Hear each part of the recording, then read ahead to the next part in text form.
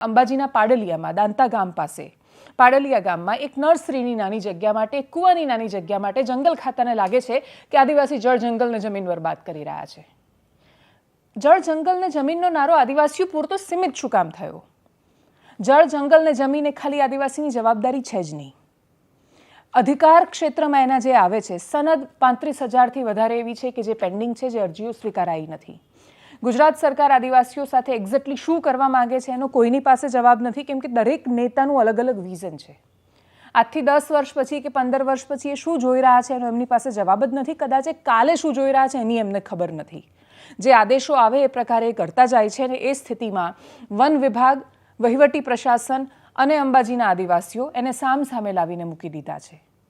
અને જ્યારે આ સ્થિતિઓમાં બધા સામસામે આવી જાય ત્યારે પ્રશ્ન એ થાય, આદિવાસી સાચા કે ખોટા એ આગળ જતાં ખબર પડી જવાની છે।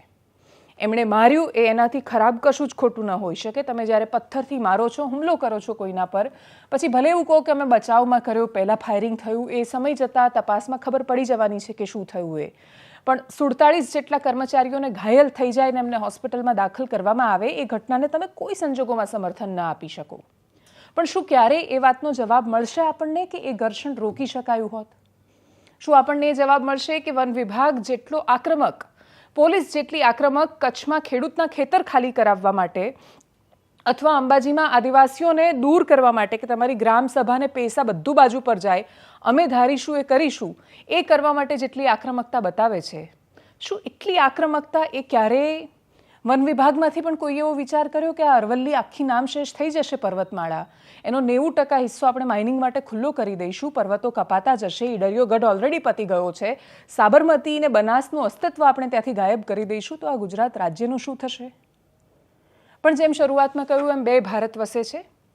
એક ભારત કે જે માઇનિંગના માફિયાઓ માટે, ખનીજના માફિયાઓ માટે ખુલ્લું છે, એક એવું ભારત કે જેને અદાલતથી માંડીને સરકારના નીતિ નિયમો કશું જ નથી નડતું, અચાનક રાતોરાત બધું બદલાઈ જવા તૈયાર બેઠું છે। જો કોઈ મોટા માણસોની નજર એક ચોક્કસ જમીન પર પડે છે ને એવું વિચારે છે કે જો આ જમીન મને મળી જાય તો મારું કલ્યાણ થઈ જાય, એ આંકડા બતાવે છે, એ GDP બતાવે છે ને એવું કહે છે કે આ ઉદ્યોગોના દમ પર તો આપણે વિકસિત થયા છીએ અને એટલે એના માટે બધું જ થઈ જાય છે।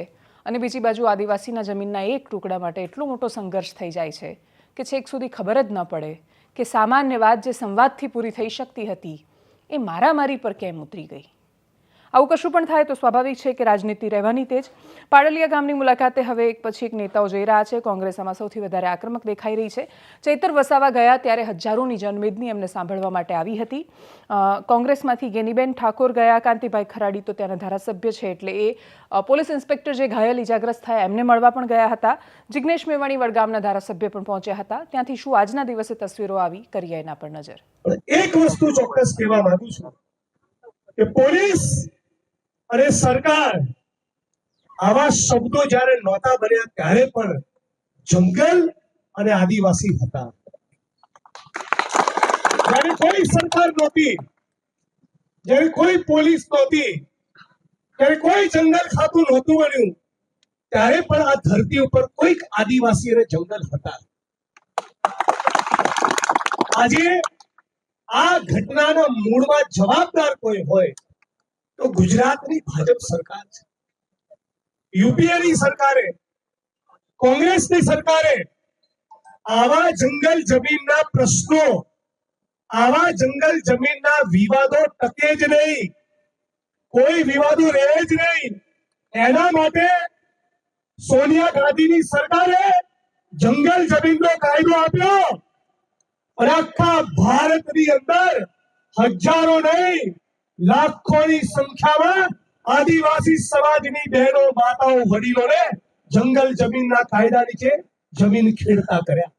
મોટી જે ઘર્ષણની ઘટના બની એ ઘર્ષણની ઘટના પર વહીવટી તંત્ર ક્યાંક ને ક્યાંક એને મટાડવામાં કે એને સોલ્યુશન કરવામાં સફળ નહોતું, પણ એમને તો એવું નક્કી કર્યું છે સમગ્ર ગુજરાતમાં કે કોઈ પણ જગ્યાએ કોઈ પણ આપણે ઈચ્છીએ કે દાદાગીરી કરીને પોલીસની મદદથી આપણે આ બધું કબજે કરી લેવું અને લોકો ઉપર એનો અત્યાચારને એના ઉપર મારપીટ કરીને બધાને ડરાવીને ધમકાવી નાખવા।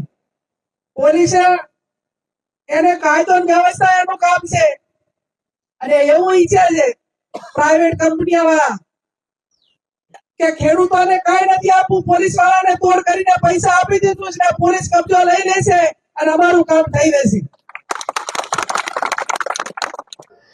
મારા જ વિસ્તારના અંબાજીના પીઆઈ તરીકે એમને પણ ઈજાગ્રસ્ત થયા હતા. એટલે મારી પોતાની એ વિસ્તારના ધારાસભ્ય તો નૈતિક ફરજ છે. પીઆઈ કક્ષાના વ્યક્તિને અમને સામને પથ્થરમારો થયો, કેના હાથથી લાગ્યું છે કેનાથી લાગ્યું છે એમાં પડતો નથી, પણ મારી નૈતિક ફરજ સમજીને હું પીઆઈના સમાચાર લેવા માટે અત્યારે આવ્યો છું. એમના સમાચાર લીધા છે. અત્યારે પોતે જ જાતે જ મારા જોડે ચર્ચા કરી છે. અત્યારે સારવાર એમનો ચાલુ છે, પણ અત્યારે સમાચાર લેતા એમને પોતે કીધું કે અત્યારે ઠીક થઈ રહ્યું છે, બીજી કોઈ મુશ્કેલી નથી. પણ હું અત્યારે આવ્યો છું, મારી ફરજ સમજીને આવ્યો છું. એટલા માટે ઝઘડો થાય, પણ મને એ ખબર નથી મારા વિસ્તારમાં આટલો મોટો ઝઘડો થાય. નવાઈની વાત કે આ 13 વર્ષના ધારાસભ્યના શાસનમાં પહેલી વખતે મને જાણવા મળ્યું છે. દુઃખદ વાત છે મને બી કે અમને સમને પથ્થરમારો થાય, ઝઘડો થાય અને કોઈ સમાજને નાત ભાત નથી હોતી.